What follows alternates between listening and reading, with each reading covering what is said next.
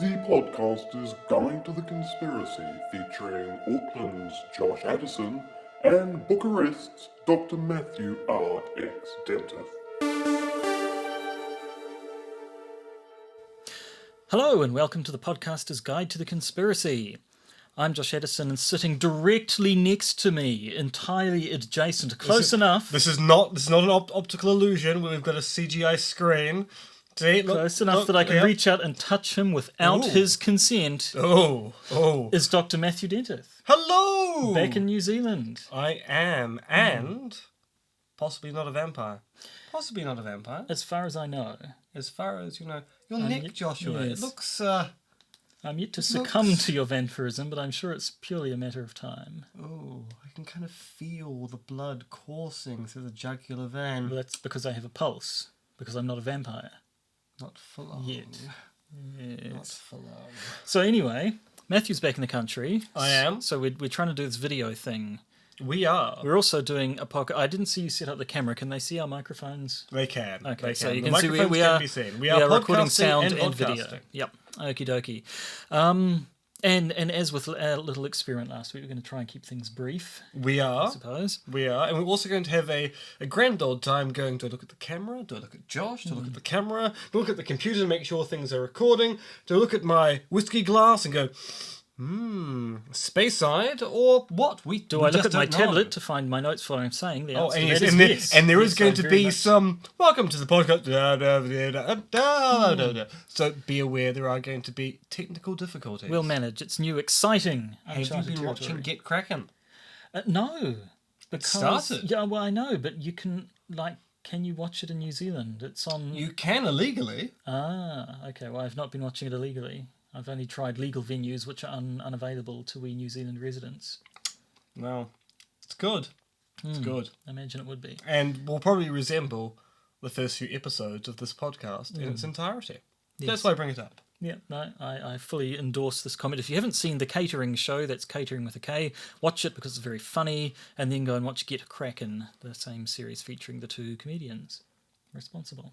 Indeed. Now, shall we move on to our next segment, the news? The news it is. Are we going to have some sort of graphic fade in or... Joshua, you are in charge of the video. I'm in charge of the audio. Okay, So I'll think of something. I will be putting a chime, as I normally do for the podcast, but you have to decide what you're doing audio-visual-wise with the Vodcast Spectacular. It is a podcaster's guide to the conspiracy. I'm sure I'll come up with something. Excellent. Well, now, the news. Breaking conspiracy theories in the news.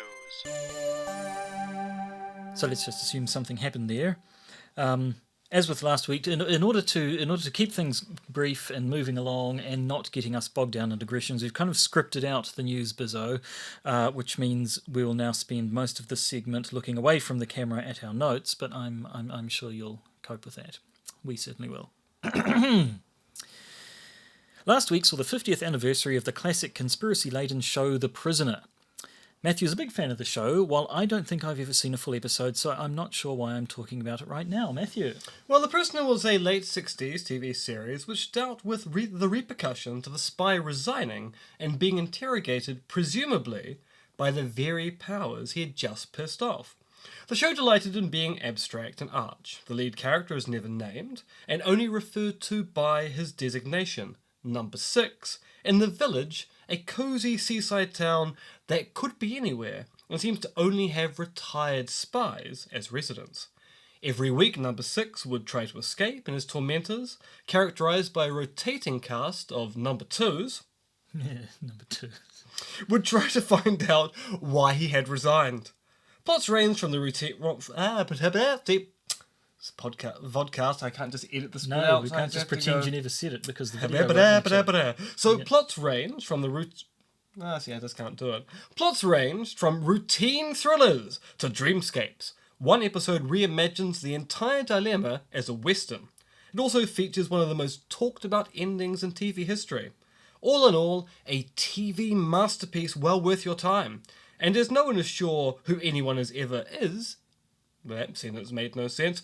Who wrote this? That you did. Oh. Well, let's try that again. And as no one is sure who anyone ever is, No, it doesn't work either. But does and actually as make no sense one in the is sure context of who the show. anyone is ever working for in the Working for. series, I managed to get there in the end. The entire thing takes conspiracy as commonplace. It does. Now, Mexico has suffered several natural disasters since we last broadcast, most of which have been attributed to the now defunct, or is it, HARP installation. Anything to say about that? No. Yeah. Okay, we talked about conspiracy aficionado Joe Rogan a couple of episodes ago, and almost immediately afterwards he popped up in the news here in New Zealand. Coincidence? Probably.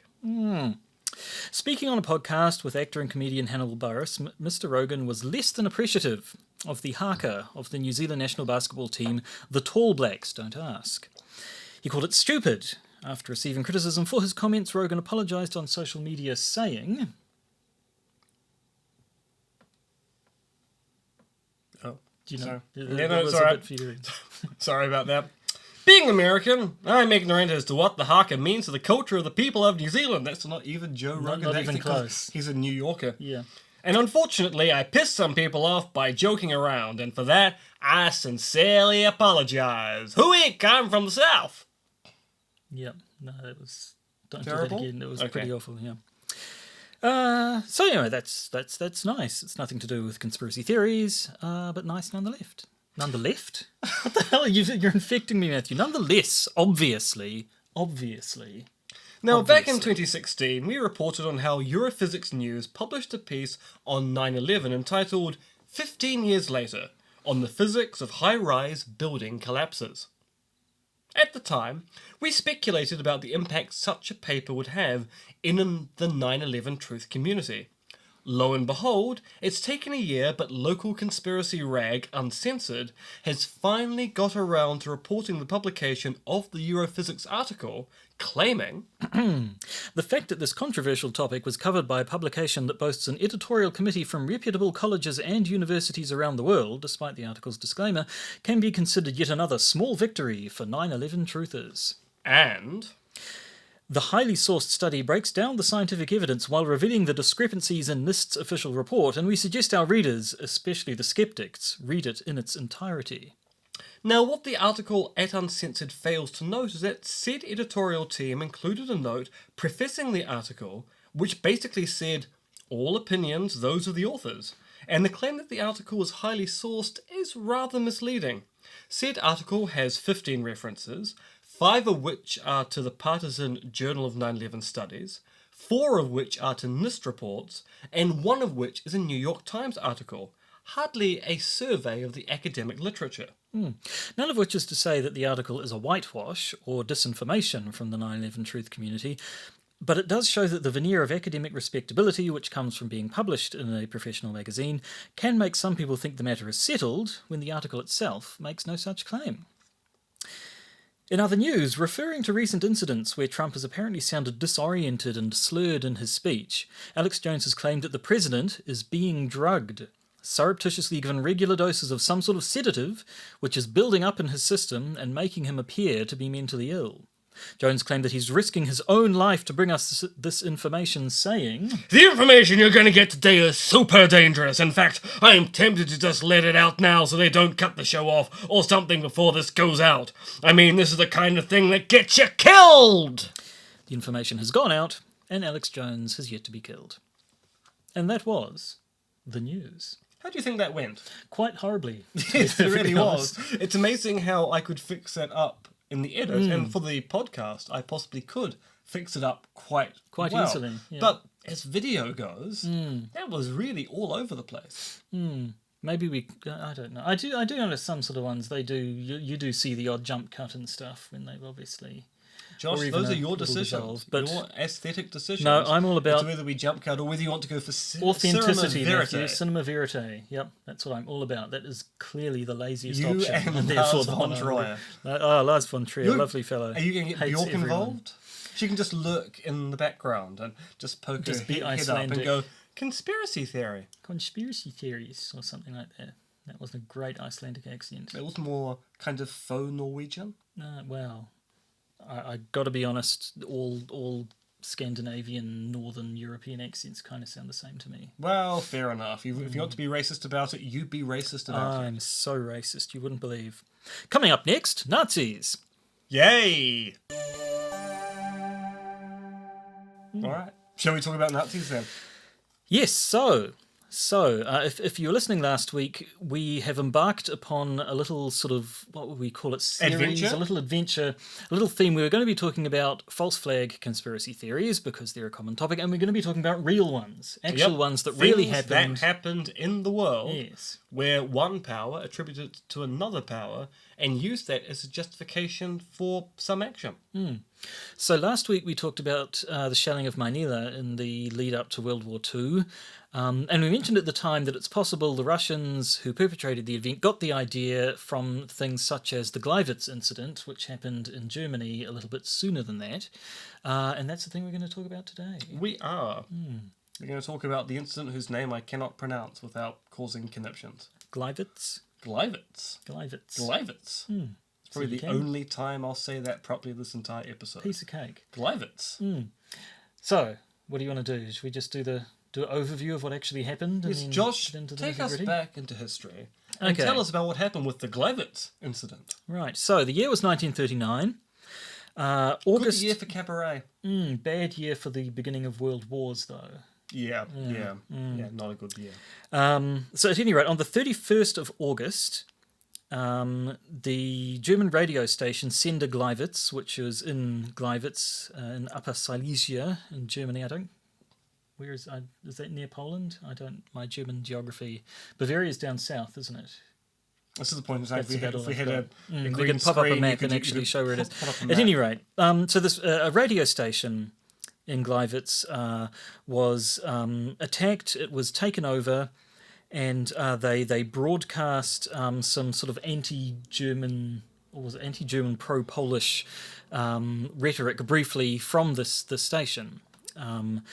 And so this was said, to be anti-Nazi, pro-Polish people sabotaging, carrying out an attack on German soil, and this was one of the things that Germany used as a pretext for invading Poland. We now know that this was indeed a false flag operation, that it was not Poles who carried it out, it was actual Germans, members of the, if not Nazi party, then certainly German military, attacked the station rather, and not just sort of, ordered people out and put their fake Polish broadcast over. People died. Which is actually different from what happened with the previous week, where we talked about the shelling of Manila, where the shelling occurred. And they but there claimed were- people had died. But there were no actual casualties. So the Russians shelled their own location, and then all those shells came from Finland, when in fact they came from the direction of Finland, but were not fired by Finnish guns. Well, with the Gleiwitz incident, we have a situation where the Germans basically did some of their own in order to further the pretense that it was in fact a foreign power engaging in this attack.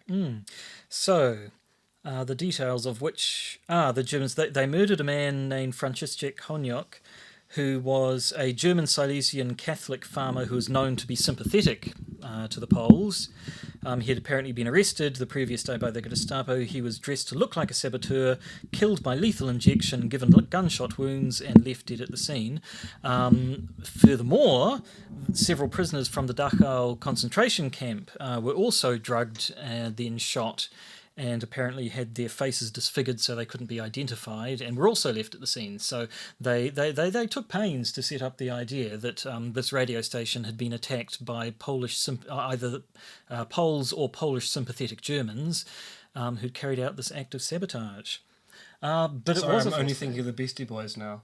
well, yeah, there's going to be a lot of sabotage, I think, when we're talking about these false flag incidents, so you might just have to control yourself, just have to contain it. Or get some people to burst out from behind our chairs. You know what I'm thinking? But I didn't No. prepare this pun. No, unfortunately, we're just going to Also, have to... I'm suffering a little bit from droopy microphone here. So there's going to be a bit of physical comedy while Josh continues to talk as I readjust my equipment on screen. Okay, well, I was going to ask you, how do we know that this is a false flag incident? But since you're Joshua, busy fiddling with your equipment, you tell us how we shall know. I carry on? No, so basically this came out after World War II in the Nuremberg trials. A man by the name of, I've lost him in my notes, SS Sturmbannführer Alfred Naujoks is apparently the one who carried it out. Where are we? In his testimony, he stated that he organised the incident under orders from Reinhard Heydrich and Heinrich Müller, who was chief of the Gestapo. So this very much came from the top. In fact, I believe it was called... I've lost this in my notes now. It was called Operation Himmler, wasn't it? Yeah, professional podcasting, folks. Professional podcasting. Yeah, I understand what it was now. I was looking in the wrong section of my notes. It's not in the details of this one. It was Operation Himmler was an umbrella term for a number of false flag incidents which happened, and this was one of the things that happened under Operation Himmler. It was not Operation Himmler itself. In fact, it was known as Großmutter gestorben, which means grandmother died. That was their secret code name. That's actually quite interesting looking at the history of code names in World War II with respect to both the Axis and the Allies as to how they went about naming things, where sometimes they go for the absolutely mundane, and then you get people like Churchill coming in and saying, no, that's the wrong name. We can't use that name. We have to use a different name. Did he give reasons, or was it just aesthetics? Aesthetics for his personal sense of aesthetics, for the most part, yeah. And also a kind of superstitious sense of luck. Names have to be of a particular type for things to be successful, and you also don't want to over-advertise the success of your operation. Because if it then fails, people then go, Operation Grand Success was a failure. Things aren't going so well for the war effort after all. Yes, what have we had? The US has been good, which was Operation Enduring Freedom. That was one of them. And then the other one was Jade something or other that people... Well, Jade Helm was the one that everyone was concerned about with the military manoeuvres around Texas last year. Oh, there was another... Yeah, I can't remember. Anyway, it doesn't matter. We're not here to talk about code names, although it's fun. We're here to talk about the Gleiwitz Incident. Would you like me to carry on with the Nuremberg stuff? Would you like to pick up now that your equipment is probably... I don't trust it. It could go off at a moment's notice. Well, yes, that's always been the case. So, carrying on. So, more from the Nuremberg trials. Another man by the name of Erwin von Lahausen. See, that's why I don't want to do this segment, because I'm not going to be able to pronounce the names properly at the best of times. Oh, you. That's not a vowel combination I'm familiar with in German, but then my German is not that great. So another man testified during the Nuremberg trials that his division of the Abwehr was one of two that were given the task of providing materials, Polish uniforms, equipment, ID cards, and he also claimed that he had been told that these concentration camp prisoners had been dressed in the Polish uniforms and then murdered to leave their bodies at the site. So yes, I mean, this is something. It came out in the Nuremberg trials. This isn't rumors. This isn't sort of stories circulating after the fact. This was evidence at a trial. So I think we can quite confidently state that this is very much a real life example of a false flag event. Yes, and it was once again used as a pretext for a particular event. In this case, justifying what the Nazis were going to do with respect to Poland. And maybe now's the point, when we talk about Nazi false flags leading up to World War II, the one that people often like to talk about is the Reichstag fire. But I'm pretty sure we've gone over this in the past. That's no longer thought of as a false flag, is it? Is that true? Yeah, so the Reichstag fire occurred in 1933, where the Reichstag building in Berlin was burnt down. And the then Chancellor of Germany, one Adolf Hitler, urged the President of the Weimar Republic, Paul von Hindenburg, to enable emergency legislation suspending civil liberties so the suspected arsonist could be rounded up. Adolf Hitler, that name sounds familiar. I think he went on to do something. Wasn't he a in World painter? War II. Didn't he do art? He did have an artistic career, and now he's appearing as a minor character in the TV show Preacher. That'll be where I know him from. Yes, Preacher. Yeah. Now, what happened was that by suspending civil liberties, they were able to round up the usual suspects, in this case, members of the Communist Party. And this had the effect of the National Socialist Party, aka the Nazis, becoming the largest party in the German parliament. And this led some people, including some historians after World War II, to claim that this was in fact a false flag act, that the Nazis themselves had burnt down the Reichstag building, and Hitler had then used this incident to then justify rounding up the communists so the Nazis could take control of the German parliament at the time. But contemporary historians who have looked at the historical record argue that actually it seems as if Adolf Hitler was quite sincere, as were other German politicians at the time, of suspecting the communists of actually engaging in this act. So whether the communists burnt the building down or not, it wasn't an act that was done by the Nazis to seize power. It was at best an act that the Nazis seized upon to take power in the German parliament. So it's less a false flag than it is an act of opportunity at worst, or everyone believing the worst of the usual suspects at best. And this is actually quite fascinating because to a large extent this shows you where the cui bono effect, the who benefits, can sometimes go astray. So in the absence of historical information post-World War II, it seemed reasonable to assume, given how bad the Nazis were, that the Nazis would engage in this kind of act as they had done in other acts to create a false impression of arsenry to thus justify a power grab. But it turns out that even though the power grab benefited the Nazis at the time, it doesn't seem likely that they actually caused the event in the first place. That's why the Reichstag fire has gone from being a purported false flag to being a suspected false flag to being one where people are going, actually, on the balance of evidence, it probably wasn't a false flag at all. Much like, say, the competing theories around the September 11 attacks, where they're certainly used by the American administration of the time to carry out attacks in Iraq and so on. Things that they basically had been wanting to do for quite a while. It let them put in place. It gave them a pretext to do a bunch of things. And then again, that has led people to say, well, hang on, they definitely benefited from the September 11 attack, so they must have been behind it. But then there's the much sort of the weaker theory that, well, maybe they didn't do it, but maybe they knew about it beforehand and they let it happen. They let it happen on purpose hypothesis. But even then, you can still have even I guess a weaker version of the theory that somebody says it happened and they pounced upon it like a cat on a injured Hot tin roof? bird tin. No, I mean animal. I just like the idea of an injured hot tin roof. And I think that this is... But yeah. This is actually one of the interesting parts here. So when we talk about the history of conspiracy in the Western world and in the world in general, history shows us that conspiracies occur and conspiracies are a lot more common than most of us think. Yet, politicians being politicians and being venial and opportunistic and not necessarily having to do it in a conspiratorial way is even more common in politics. So yes, it is quite possible that Dick Cheney, George W. Bush, and all those others engineered the event to get what they wanted, or, plausibly, the event occurred, and then Dick Cheney, George W. Bush and co. went, we didn't know how to make this happen, but now we've got a pretext, let's go invade Iraq.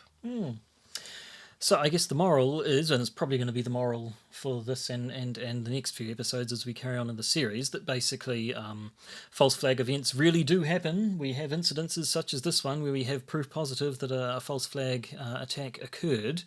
That doesn't necessarily mean, though, that you can generalise to other incidents and say that they must also be false flags, as we often see happen with things like whenever there's a significant shooting in the US and people will claim, oh, this is obviously a false flag carried out by the government to give them a reason to take away our gun rights and what have you.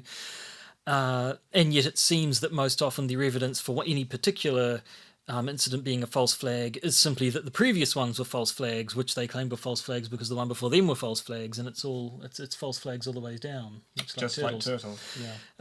So basically I think we can point to things like this and say You're wrong if you're saying false flags are silly and fantasy and they would never happen. They definitely do happen because they have happened.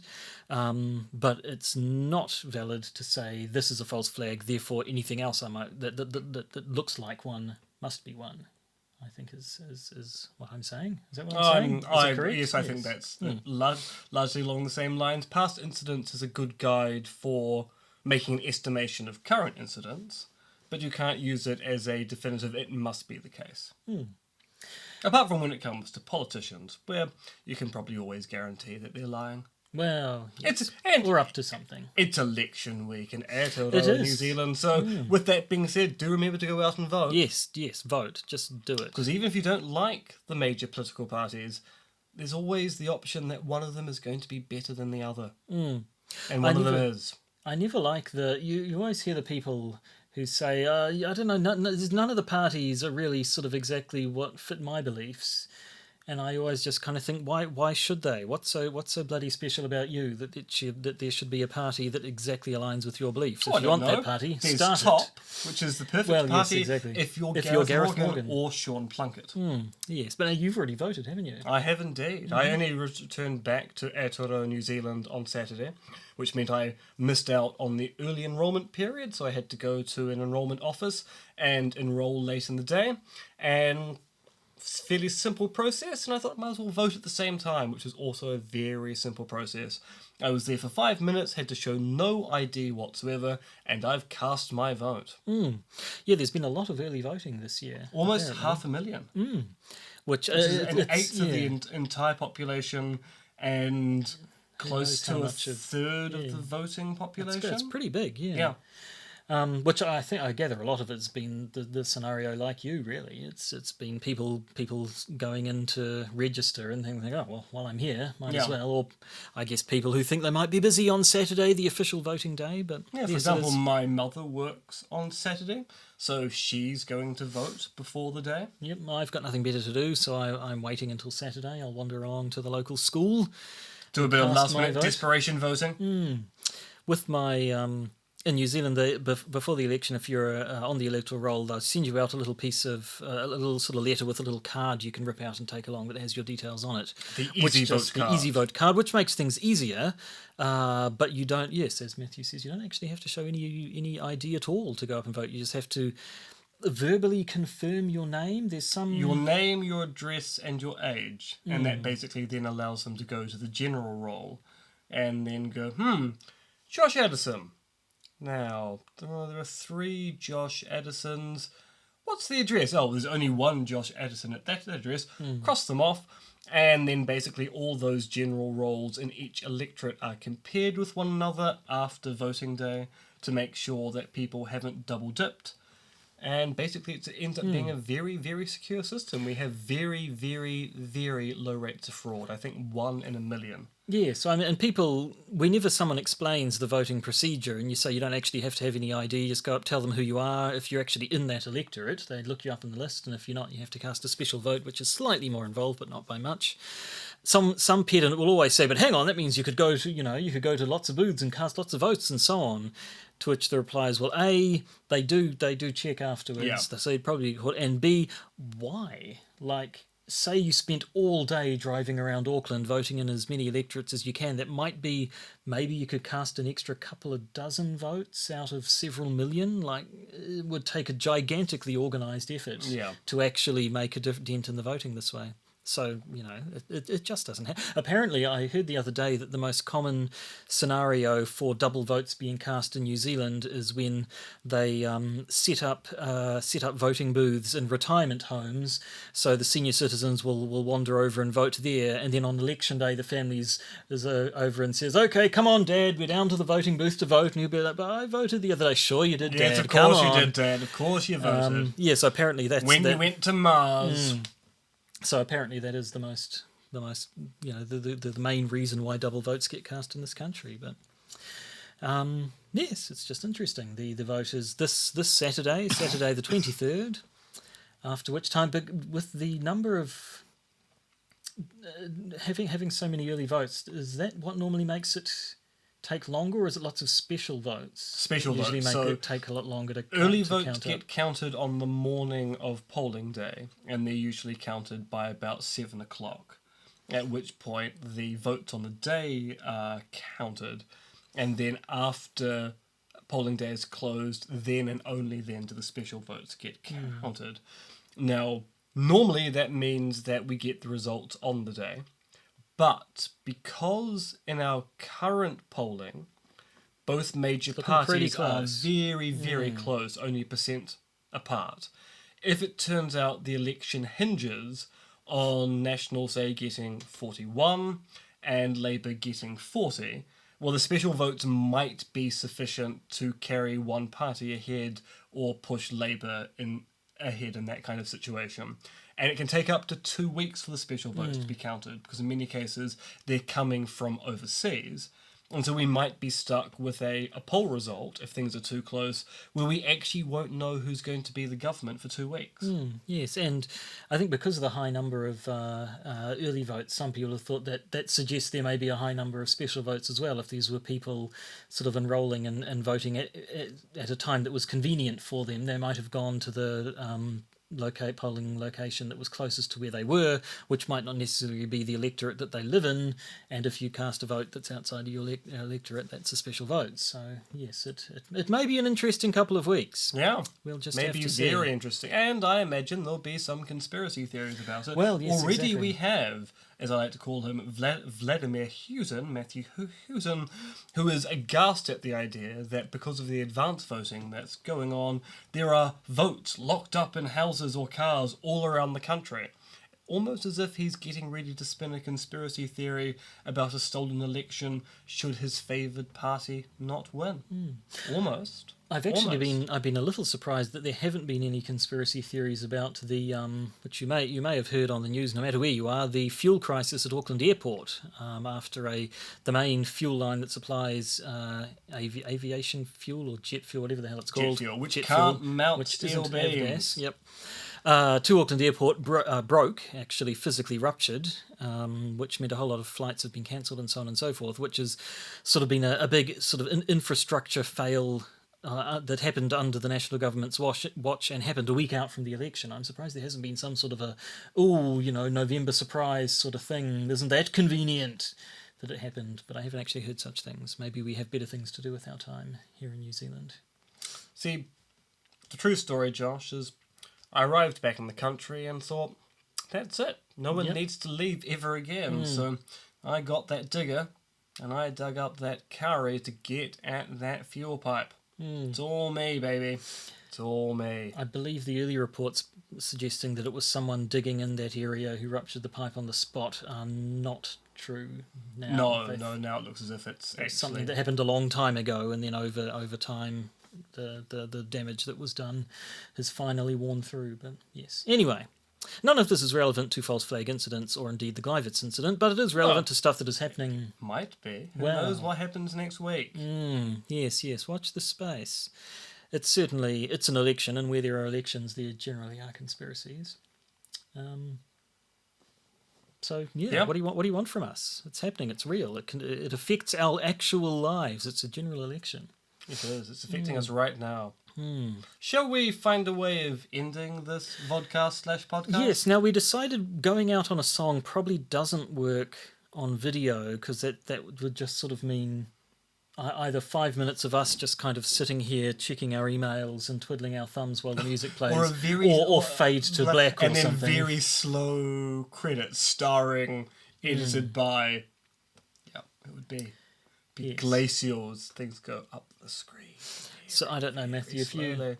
if you have a little sting or something that you'd like to chuck on the end of the podcast, maybe. Oh we yeah, could do that. I'll be putting a chime at the end so Right. people know when it's over, or to wake them up as they've dozed off. Oh, for love of it's over. Oh, such a bad dream. Well, I'm sure we'll think of something. Before we do that, we should probably say this is the Podcaster's Guide to the Conspiracy. I'm Josh Addison and he's Dr. Matthew R. Extenteth, although a comment on one of our videos earlier this week claimed that the person who viewed it always imagined that I would look something like what Matthew actually looks like, and Matthew would look like something more like what I actually look like. So who knows? We could have some sort of Nicolas Cage, John Travolta face-off situation going on where we've actually... Who's Travolta and who's Cage? Yeah. I mean, that's actually one of those tricky... Oh, which one do I not want to be? Yeah, I mean, Nicolas Cage seems like the best bet. He's inconsistent, but he's always entertaining. Yeah, it's John true. Travolta can be a little bit off-putting at times, but then other times he can be quite cool, so I don't know. Yeah. You do have an abiding love of disco music, so perhaps Travolta And I would be more up your I alley. also quite like Battlefield Earth the film. Ooh.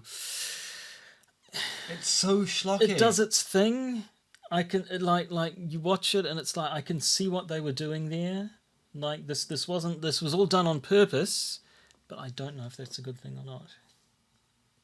All the wacky angles. John Travolta knows what that film is. That's what makes it wonderful. All the weird Dutch angles, Yeah. the weird tilted things. But then you look at the shot and it's like, well, this is actually, they have composed it deliberately, for that thing. You look at the lines here and it does actually, they have put thought into making the shot work on this angle, but why did they want to do it on that angle in the first place?